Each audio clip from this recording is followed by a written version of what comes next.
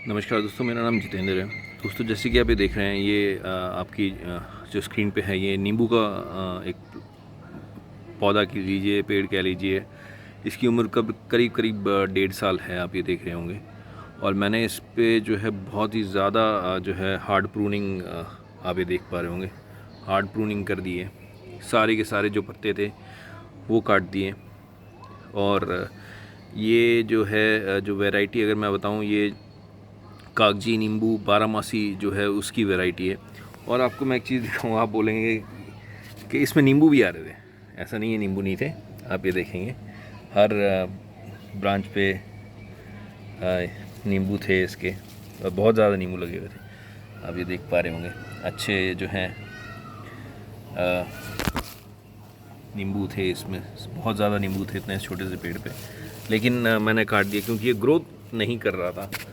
नींबू तो आ रहे थे, हर साल आ रहे थे, लेकिन उसके लालच में मैं जो है, ये इसका दूसरा फल था। पिछली बार भी बहुत फल आए थे, तो मैंने, क्योंकि अब ये बढ़ नहीं रहा था, ये इतना ही पेड़ पे नींबू आ जाते थे, और फिर उसमें नींबू लगने के बाद हम तोड़ लेते थे। और फिर अगली बार जैसे ठंड में भी नींबू आते थे और गर्मियों में भी नींबू आते थे इसमें। तो इस बार मैंने सोचा नींबू का लालच छोड़ के जो है, इस बार जो है पेड़ की ग्रोथ पे कंसंट्रेट करते हैं। क्योंकि जब फल किसी पेड़ पे लगना शुरू हो जाता है तो वो अपनी ग्रोथ को छोड़ देता है, और सारी की सारी जो एनर्जी है, वो अपनी सारी एनर्जी जो है उस अपने फल को बनाने में लगा देता है। तो इसी वजह से मैंने जो है इस बार उसका लालच, फल नींबू का लालच छोड़ के इस पे जो है मैंने जो है सारी जो प्रूनिंग कर दी है। अब जो अब इस पे क्या करूँगा, अब एटलीस्ट जो सर्दियों में भी जो फल आएगा वो भी तोड़ दूँगा।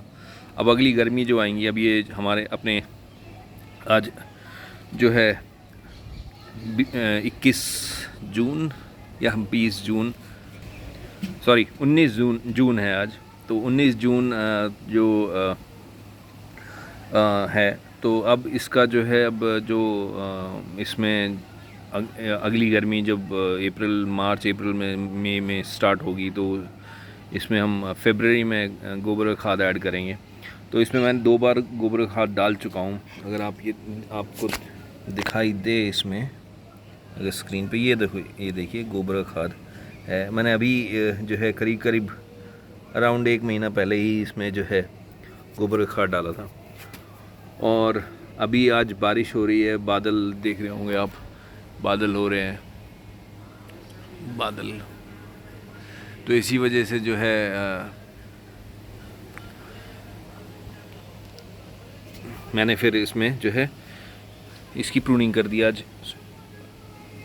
और इसमें अब जो है कल या थोड़ी देर में जो है इसमें मैं जो है खोदी लगा दूँगा, या निराई गुड़ाई जिसे कहते हैं। तो इसमें अब निराई गुड़ाई जो है कर देंगे, ताकि इसमें थोड़ी सी जो है एयर वेंटिलेशन, जो रूट्स की जो हवा, जड़ों में हवा लगे।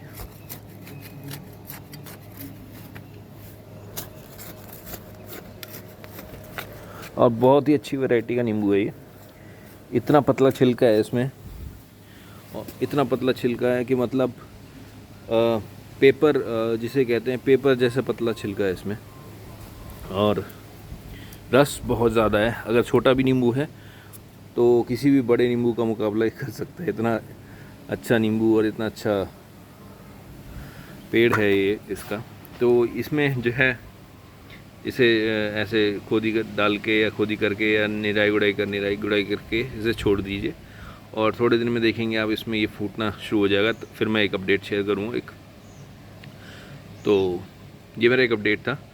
आप इसे कर सकते हैं। अगर किसी के पेड़ ग्रो नहीं कर रहा है तो उसमें खोदी डाल दीजिए। गमले में लग रहा है और बढ़ नहीं रहा है या फल नहीं आ रहे हैं, तो ऐसे खोदी करके उसमें खाद डाल दीजिए। आप वर्मी कंपोस्ट, सड़ा हुआ गोबर का खाद, वो डाल सकते हैं।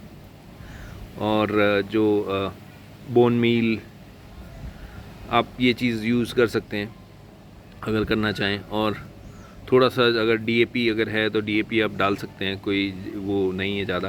तो गमले में है तो 10-15-20 दाने जो हैं डीएपी की यूज़ कर सकते हैं। और अगर आप मिट्टी में लग रहा है तो इसकी मात्रा थोड़ी सी ज़्यादा कर सकते हैं, 5-10 दाने और ऊपर बढ़ा के फिर डाल सकते हैं। उसमें डीएपी अच्छा रिजल्ट देता है, तो आप डाल सकते हैं। लेकिन आपको जैसा अच्छा लगे आप इसमें जो भी खाद, अगर आप ऑर्गेनिक यूज़ करना चाहें ऑर्गेनिक डाल सकते हैं, डीएपी थोड़ा सा डाल सकते हैं डीएपी डाल सकते हैं।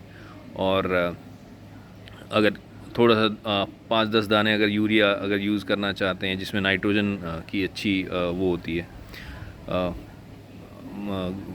यूरिया में, तो वो आप यूज़ कर सकते हैं। अगर नहीं तो आप जो है गोबर का खाद या वर्मी कंपोस्ट यूज़ कर सकते हैं अपने इसमें। और अच्छी एक बार क्या, और आपको कब यूज़ करना है, जब भी आपको अपने पेड़ का नेचर मालूम है कि कौन से महीने में उसका फल फूल उसमें आते हैं, तो उससे 1 महीना पहले, मान लीजिए अगर इस नींबू में अगर मार्च में अगर फूल स्टार्ट होते हैं, तो हमें इससे जनवरी के मिड में या जनवरी के एंड में इसमें गोबर का खाद या गाय का गोबर या वर्मी कंपोस्ट या जो भी खाद आप यूज़ करते हैं या करना चाह रहे हैं वो आप इसमें डाल सकते हैं, ताकि जो अच्छी फूल आए, फल आए और अच्छी क्वांटिटी में आए, बढ़िया आए, वो आप यूज़ कर सकते हैं इस हिसाब से।